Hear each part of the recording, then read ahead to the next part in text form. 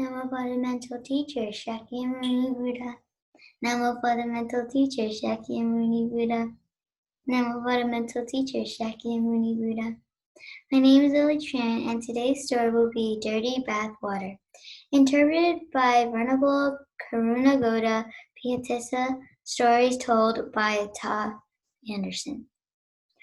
Once upon a time, in a kingdom in India, the finest of the royal horses was taken down to the river to be bathed.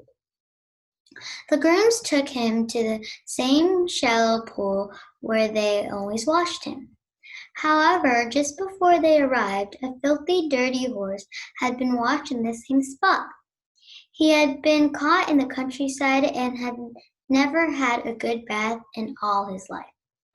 The fine royal horse sniffed the air. He knew right away that some filthy wild horse had bathed there and fouled the water, so he was disgusted and refused to be washed at the place.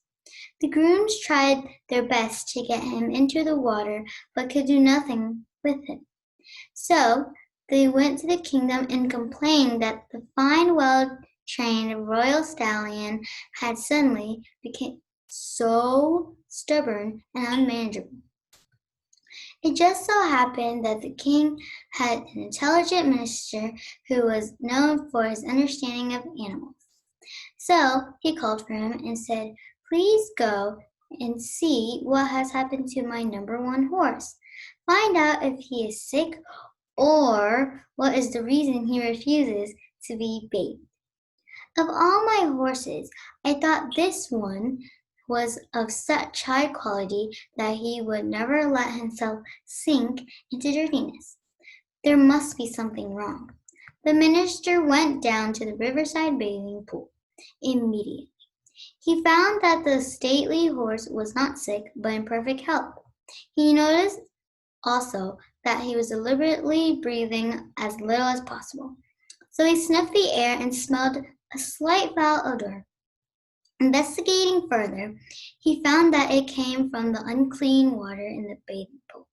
So he figured out that another very dirty horse must have been washed there, and that the king horse was too fond of cleanliness to bathe in the dirty water.